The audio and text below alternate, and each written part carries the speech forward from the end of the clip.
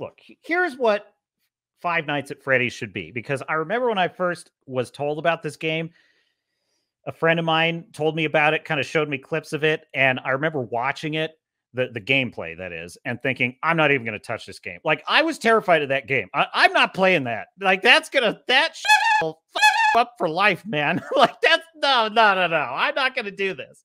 You should have seen me when I would play Resident Evil.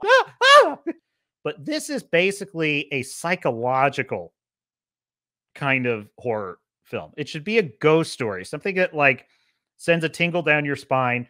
I think that's kind of what the film should have been, like something like Paranormal Activity, something like The Fourth Kind, you know, like these kind of found footage where it's more creepy than it is scary. Like, I think if they had just stuck to that, it would have been really good. Mike, who's the main character of the story, I was surprised that he's pretty likable. He's played by Josh Hutcherson, who played PETA in The Hunger Games, which I did not recognize him until I saw the IMDb.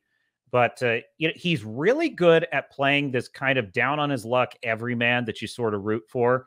And his story is essentially that, you know, when he was a kid, he witnessed his little brother getting abducted when he was on a picnic in the woods with his family. And he saw the car driving off with his brother, but he didn't see the man, and they never caught him. So he's a mall security guard. This is all in the first, 10 minutes. He's a mall security guard. He sees a man kind of tugging at a boy's arm, and the kid's kind of fighting the guy. And so he thinks that it's a kid being abducted, and he snaps. He freaks out. And to the film's credit, much of this was unstated, but I kind of figured it out pretty easily from just the story as it unfolded. So the beginning of the film is structured pretty well. So he chases the guy down, beats the shit out of him. Does he tackle the guy and just hold him down? No, he throws the guy in a wishing well and beats the shit out of him. Just bam, bam, bam. It's like Vincent D'Onofrio's Kingpin, just killing the guy. Well, he gets fired. He gets fired. He gets fired for that. He's going from job to job to job because he's kind of a loser. He always gets fired. And he's taking care of his little sister, Abby. Now, they never explain where his parents are, because presumably his parents are dead. They never explain it at all, not even with a single line of dialogue, unless I missed it. I don't think I did, though. They're both pretty likable. She's kind of obviously traumatized, and so she's kind of resisting. Like, it's her big brother. So even though it is sort of a guardian and ward situation, she doesn't really treat him like a parent. At first, I was like, why is she being such an asshole? You know, this guy's not a very good dad, was kind of my first impression. But then you learn, okay, it's his little sister. So it's a different kind of dynamic. So he doesn't really know how to parent her. She doesn't really respect him as a parent because he's her big brother. But you can tell that she cares about him. He cares about her. He's trying to do his best. So right away, there's some pretty good save the cat moments for both Abby and Mike, and I find I like these characters. Okay, cool. I like these characters. I'm kind of into this. It's a nice setup for he's going to be locked in Freddy's, and I'm into this. Then an actor shows up in this film that I recognized from when I was pretty young, Matthew Lillard. So he played one of the killers in Scream. He's the one that's like, hey, I'm getting kind of woozy here. He always played kind of a dope in high school comedies in the 90s. And now he just looks like a super old dude, probably because he is. That means I'm getting super old. But anyway, so he says, hey, I've got a job for you. You really, beggars can't be choosers. You got to take it. There's this old pizza place. It's like a Chuck E. Cheese. People are super happy about, people loved it in the 80s, but, it's abandoned now. But the owner's kind of sentimental and he doesn't want to ditch it. So your job is just to be there at night, watch the security monitors, make sure nobody breaks in. And now we're off to the races. The premise has been established. They introduced this plot dynamic where his aunt is trying to get custody of Abby, and she's got like this lawyer toady which is kind of funny, but she kind of bitches him around all the time, and like she like openly discusses plots of murder with her hired henchman, and the lawyer tries to excuse himself, but she won't allow it. Now stay right where you are. I shouldn't be hearing this. Stay where you are. And I'm thinking, what is going on? And so we have another element. And then why is this aunt trying to get custody of Abby, who she doesn't want to go with the aunt because the aunt's a bad person? Okay. Well, she's trying to get like government money by adopting Abby, and that's why but she's hiring thugs. She's hiring an attorney. It's like, but so how could you be spending all this money to get custody of a kid because you just want the government money? Like, that doesn't actually make any sense at all, but all right, fine, whatever.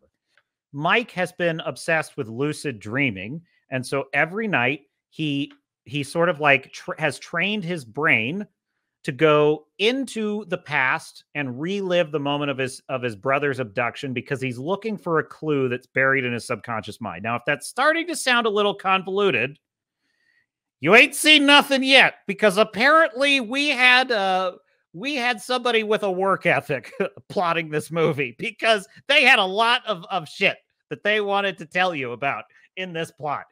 This is supposed to be a movie about a security guard at Freddy's. So all right, but at first I was like, well, you need some kind of story, so the captain will allow it.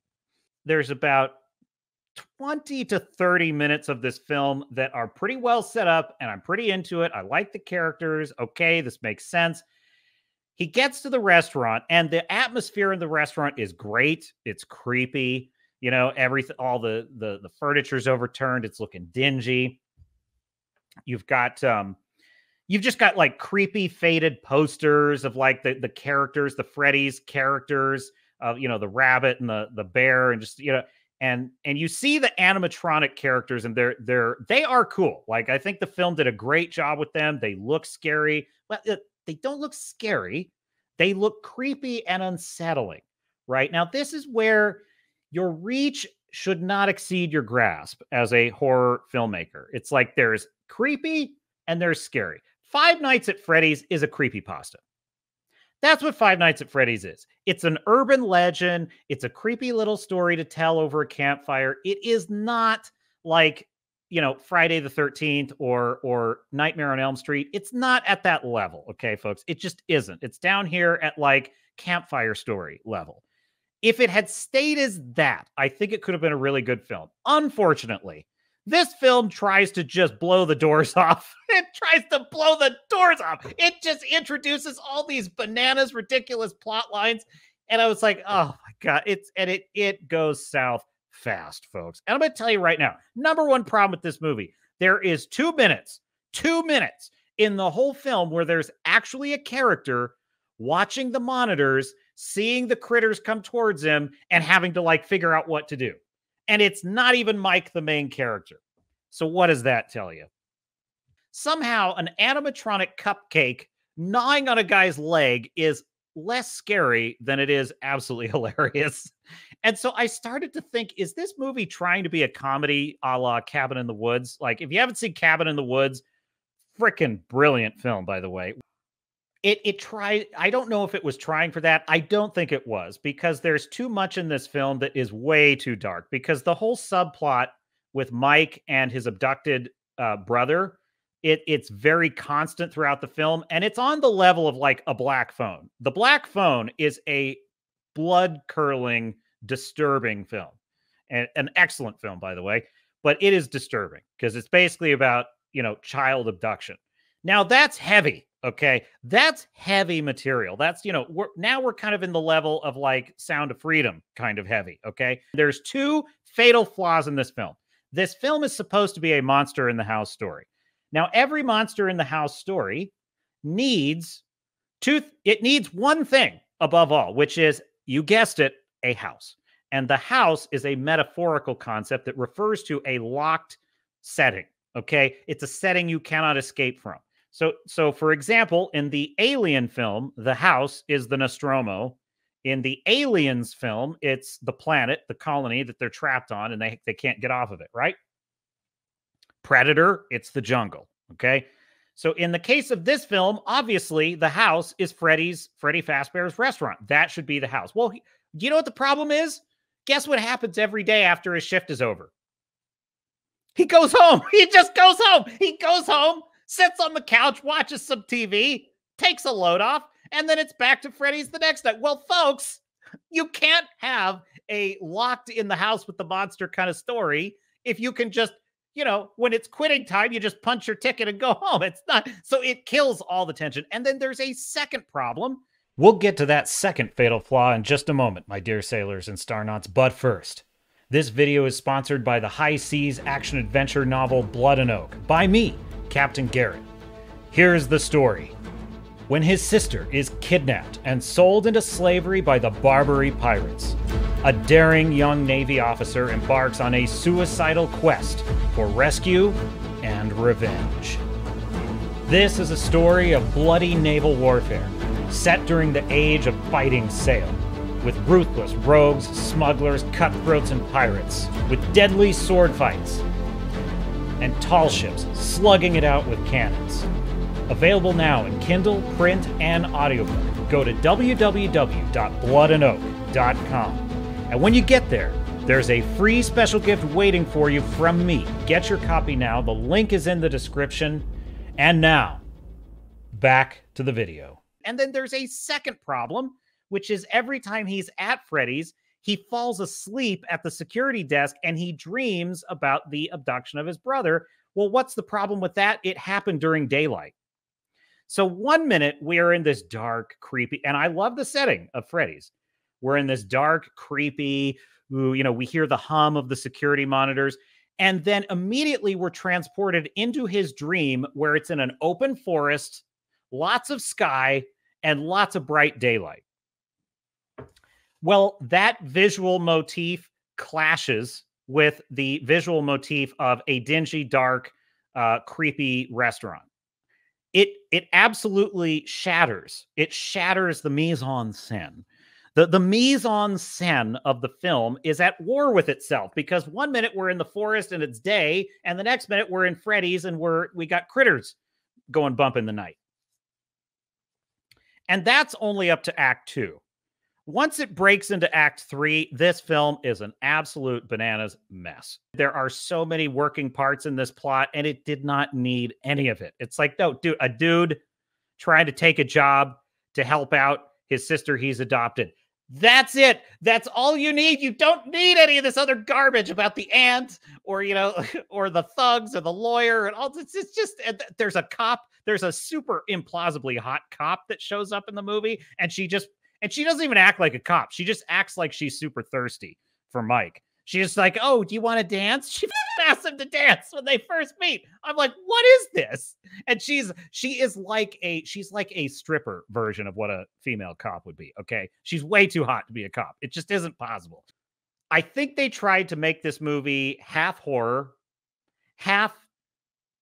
comedy, half kids horror comedy. I think that's kind of what they try. I think they try to make it like it's like it winds up like kind of a Goosebumps story and not a good one.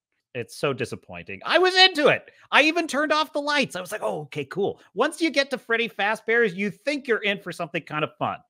And then it just goes off the rails. It's a complete mess. And something, I'll tell you, I think the number one reason it's such a mess is they did not trust their audience. They wanted this to be for a kids audience. And they did not want to offend that audience. They did not want to scare that audience too much, and I think it was a huge mistake. And so to wrap up my review of Five Nights at Freddy's, I will score this film out of 10 bars on the epaulettes. I score Five Nights at Freddy's 4. I wish, my dear sailors and starnauts, I could have loved this film more. I wanted to. I love that it's successful and it's doing great in the theaters. More power to anyone who's having fun with it. It just didn't quite get there for me. Hey, thanks for watching. I hope you loved this clip. Please like and subscribe. And did you know you can join us live every Sunday on the Captain's Cast live show? That's at 1 p.m. Pacific, 4 p.m. Eastern, every Sunday. You can join me and the rest of the crew in the live chat as we set sail for more amazing adventures and entertainment, film, video games, etc. And until next time, my dear sailors and starnauts, this is Captain Garrett saying, I will see you out there.